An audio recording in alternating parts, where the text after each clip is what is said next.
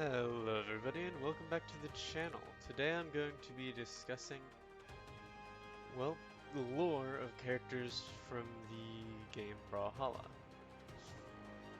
And essentially, if you don't know what this game is, it is a game very similar to Smash Bros. In that it's a platform fighter. It doesn't have the same functionality and has different method of, different items and weapons that each character can exclusively use, as well as items that every character can.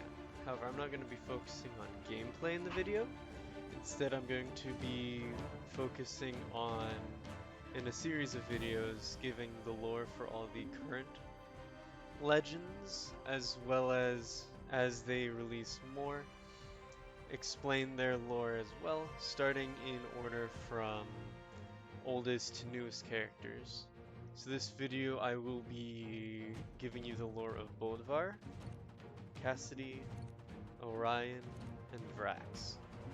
And now without further ado, let's get on to the unconquered Viking, the Great Bear.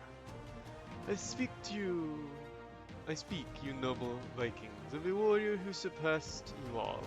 I tell of a great bear man who overcame giants and armies, and of how he came to leave our world and challenge the gods. Saga of Bodvar Bearson, first stanza. Listen, you nine-mothered ridge total. I'm coming in, and the first beer I'm drinking is the one in your fist. Which is what Bodvar said to Heimdall, who is the guardian of the gates of Asgard. Which I just love that quote from him, because essentially he just shoved his way past Heimdall to get into Brawlhalla in Asgard. But we move on to the actual lore. As the story goes, born of a Viking mother and a bear father, Bodvar grew up feared and mistrusted by his own people. Bodvar's first nemesis was the terrible giant bear Grothnarr, his own brother. But defeating Grothnarr in a battle that lasted 7 days, Bodvar chose to side with humanity and became the protector of the people of the north. He led his Andean people against the Witch Queen of Helheim, slew the White Dragon sorcerer, and lived the life of an all-conquering hero. After he single-handedly ended the giant wars by trapping the Fire Giant King in his own volcano, Bodvar sensed his work was done, but he felt doomed to never be taken by the Valkyries to Valhalla himself. Well, because he could never manage to be defeated in battle, so he traveled to Asgard himself, broke down the doors, and let himself in. Valhalla is everything Bodvar hoped, an endless reward of feasting and fighting, with himself among its greatest champions. Second is Cassidy, the Marshal of the Old West. Reward $5,000 for the capture, dead or alive, of ex-U.S. Marshal Cassidy Miller, age 25, 5 feet 8 inches, brown hair and eyes, wanted for dereliction of duty, harboring a fugitive slave, aiding a known criminal, and attempted murder. Known companions included Giant Cougar, a 20-foot lumberjack, and a Cherokee Ghost, armed and extremely dangerous. Poster, Nebraska Territory, 1853. You just gonna stand behind me looking all fired, stupid, or are you gonna draw? Marshal Cassidy. And as the story goes, when 15-year-old Cassidy Miller captured Wild Zeb and his gang, Zeb insisted his gun jammed, and the sun was in his eyes. But outlaws soon changed their tune. And just 5 years later, Bloody Cal Johnson bragged from prison that Utah had been forced to call in the great Marshal Cassidy just to bring him down. In her long career, Cassidy's insistence on justice for all earned her many unlikely friends, including the meanest horse in the West, a giant cougar named Boots. But it also put her on the wrong side of the law when she joined the Underground Railroad and became a wanted fugitive herself. Later, Cassidy returned to law enforcement in dramatic style when President Lincoln begged her to track down the Blood Rangers, a company of Confederate vampires. To Cassidy, Valhalla is like any other frontier boomtown in need her rough partner hand of justice. She's always on the lookout for suspicious types and reckons the trouble's brewing. One thing I want to note before I get to the last two is that future Legends lores actually mention previous ones and builds upon it and adds to it, which is something we'll see in regards to Orion as we get farther down the line with the legends. Now let's jump into Orion, the mysterious stranger. Sir Roland swears Orion is the Golden Knight he never slew. Bodvar insists he is Thor in disguise. Nash believes he is a magic rock monster. Lucian is moved to incoherent rage at the sight of him. I don't care who he is. I just want to take him apart and see how he works. Scarlet. Here, I am called Orion. Orion, which I'm not sure if that's a good voice for him, but whatever.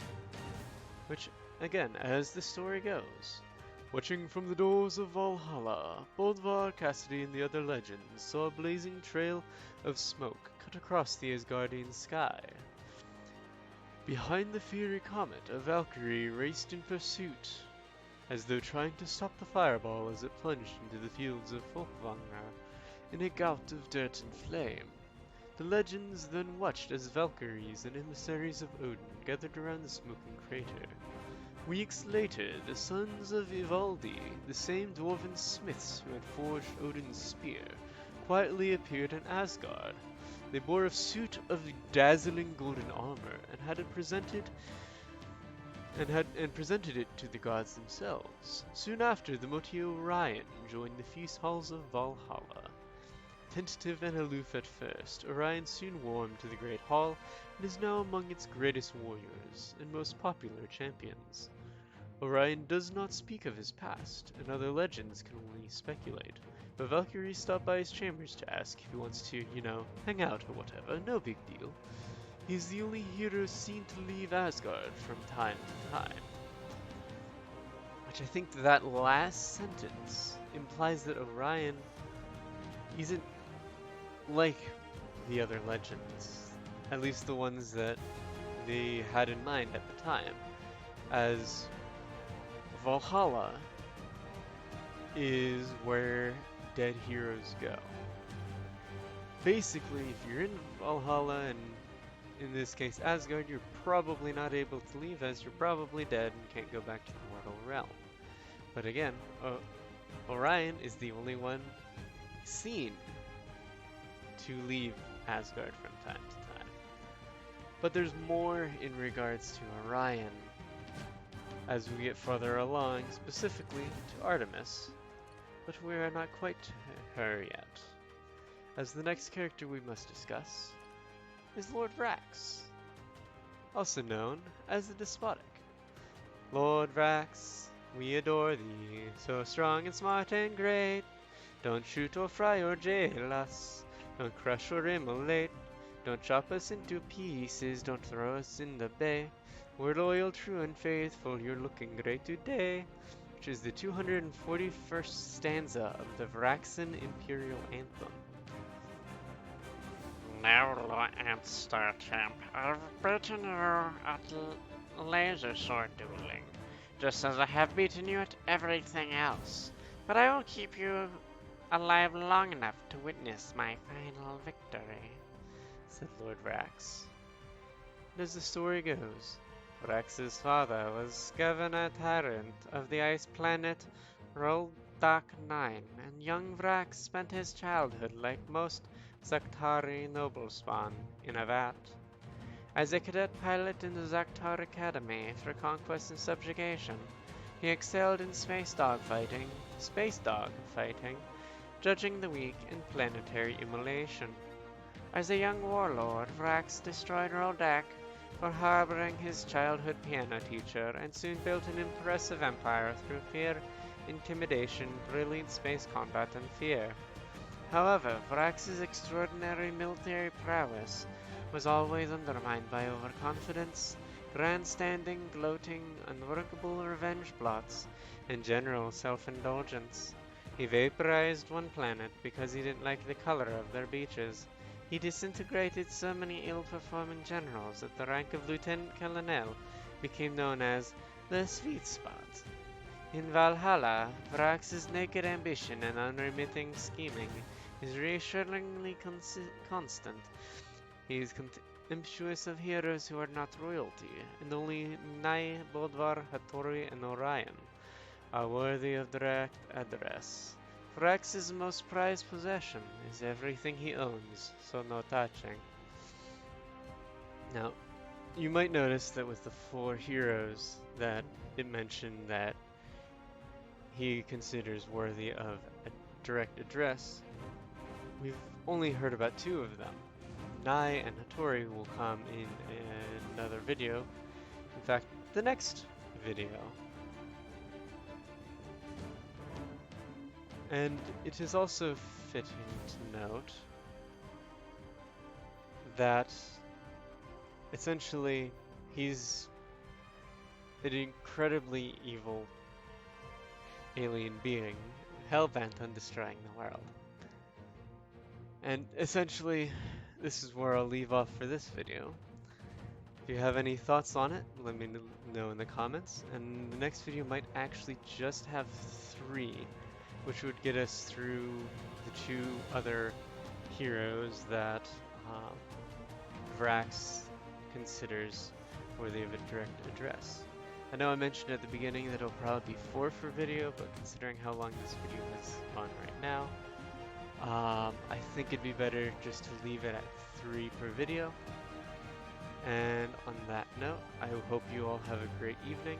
We'll get down to more, we'll learn a bit more about how each character interacts with other ones as we get farther down the line. As you will see once we reach at least Ragnar, as he has a direct connection to one of the ones that came before him. However, on that note, I hope you all have a fantastic evening, and that'll be all for this video. Have a nice